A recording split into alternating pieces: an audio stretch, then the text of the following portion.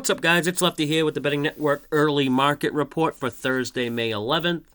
If this is your first time watching a market report video, what we try to do is get a head start on the games, look to see which way the early money and bets are going, and where the odds makers are adjusting the lines or totals.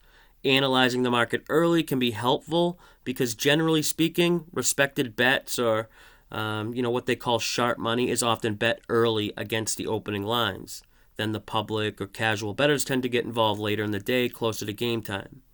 Now, these videos are recorded shortly after the opening lines become available, and there's usually some games that still don't have lines or there's some undecided pitchers, but I'll go through the ones that have lines and kind of, find games that have something worth talking about. Now, because it's early, it's important to remember that the data reflected on the screen is only reflecting a very small amount of bets. These numbers will certainly change as the day goes on. It's still helpful to see the starting point because oftentimes something we see later in the day will make more sense based on something we saw here early. So let's get into it. We have the Thursday, May 13th schedule on the screen. The members in the Discord community know what Thursdays are, or I hope they do, but for anyone that doesn't know, Thursdays are what's called getaway games. What this means is for most teams, they travel to their next city after the game. They just played a night game the day before, and now a quick turnaround to a day game here. Managers tend to give some guys a day off, and it's just all around a low motivation spot. These guys aren't battling at bats knowing there's a plane waiting to take them home after the game. These getaway games tend to help the under a bit. I went over the numbers in the previous market report video if you want to go check that out. This doesn't mean we want to go and bet every under. It's just something to keep in mind. But let's look at the first game here. Let's go with St. Louis and Milwaukee. I imagine the Brewers will end up getting lopsided bets in this one because of Burns. Public likes backing like ace pitchers like that, but bets and money kind of look somewhat split right now. I'll naturally be looking to fade Milwaukee and Burns in this spot. Burns is coming off of COVID, and I was already looking for spots to fade him even before he went on COVID. I'm just big into regression, and he's pitched something like 30 innings so far this year, and I just can't see him keeping up the current numbers he has. I mean, his numbers are crazy. And I think regression will start here against St. Louis, possibly, or maybe his next start. But St. Louis is a team that can hit. They have veteran bats.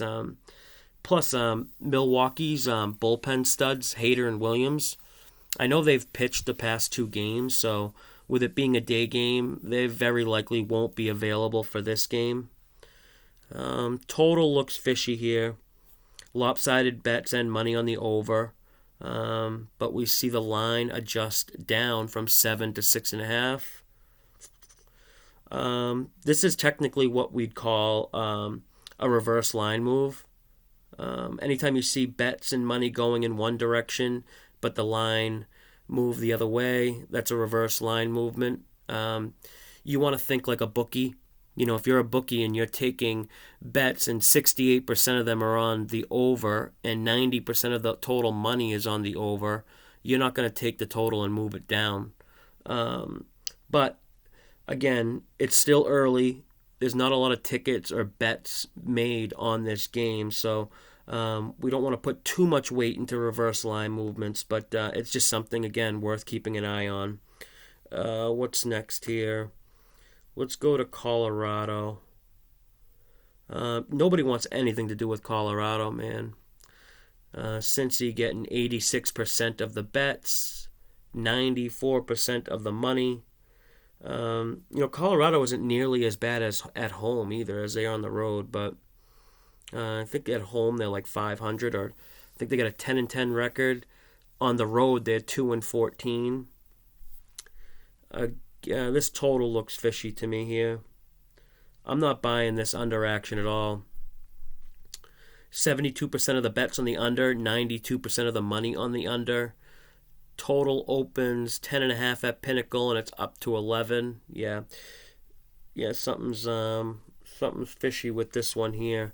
This might be a little bit more like of an advanced market interpretation, but I'm just gonna. Some of the guys in the Discord community will know what I'm talking about. But what I think is happening here, at least with this total, sharps are attempting to hold this total at 10.5 by placing under bets on screen. On screen being the books that report their data, which we can see here, but they're betting over off screen, by betting the under on screen at the, here, which we can see, the off screen books or paper head books will hold the line for a bit. And then once on screen books here realize that off screen books are getting hit with overaction, then they adjust. But that's kind of just what I see here with this Colorado total. Just to clarify, on screen books, they report their data that we can see on screen here. Off screen books, they don't report their data. They usually like the local books or bookies or offshore, some offshore books. Or I just can't buy that there's bettors taking the under early here. Especially early when they could wait till the public bets this game up. These two teams are dead nuts over teams. Now adding Coors Field environment, since these games have gone over like 6 of their last 8. I know Colorado's gone over 13 of their last 17, including 6 of their last 7 at Coors Field have gone over. So yeah, I got to get moving here. At this pace, this video is going to be an hour long. It's tough to make these videos quick because there's just so much to talk about, but I'll go through a couple more here. What else we got here? KC Detroit.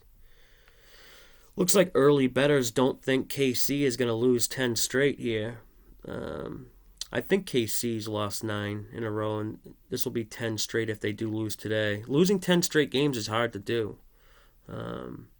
I'd bet that they don't lose today, but this 90% of the money, 91% of the KC money, it's not really getting any respect on the line here.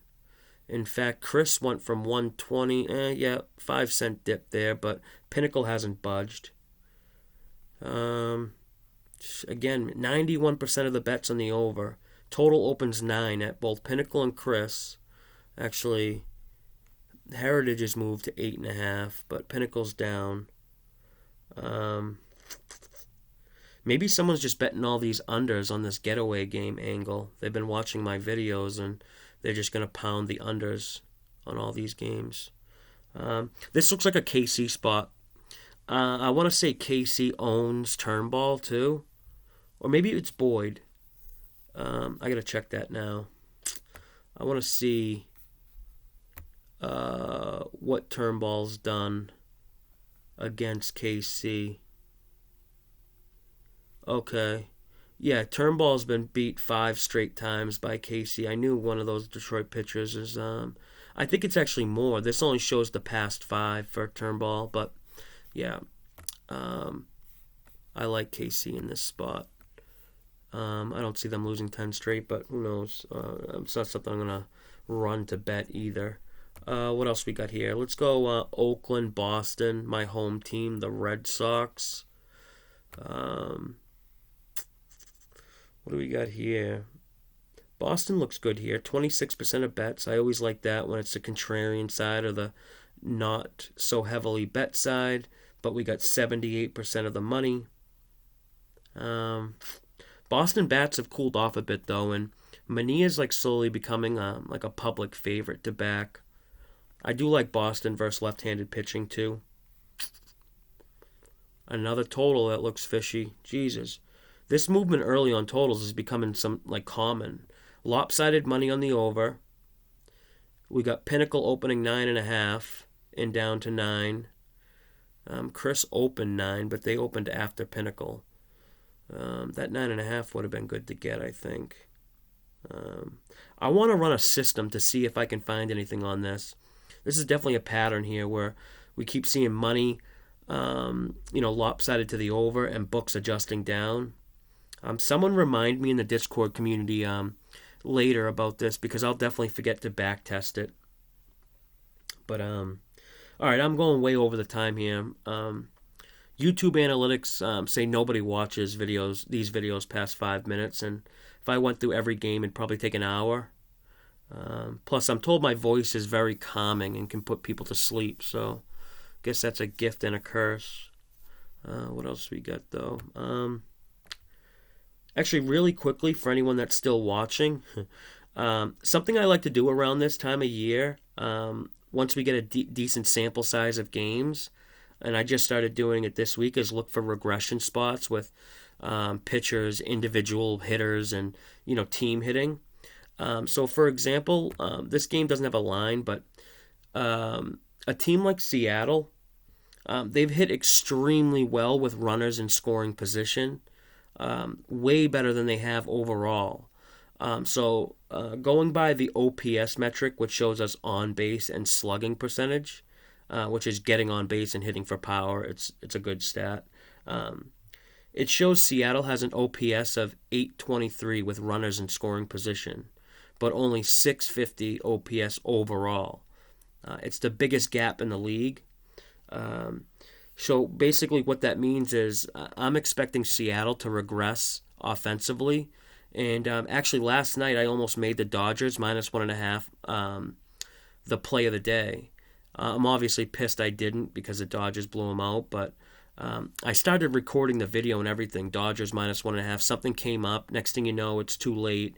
I don't ever want to post a play of the day video with only 45 minutes till first pitch, and it's not enough time for people to watch it and get down. But anyway, I just wanted to give you a quick little info on what I'm currently working on, and I'll talk more about teams I'm looking to fade or play on in the Discord community, but Seattle's offense is definitely one of them, and actually they play Cleveland today, and we know Cleveland's offense has some of the worst numbers in the league, and Seattle's offense should be facing serious regression. Under 8 might look like a good spot there. I bet it closes at 7.5 too. Circa in Vegas is at 7.5. But all right, that's it for now. Until next time, good luck with your bets today. As always, may all the umps calls go your way.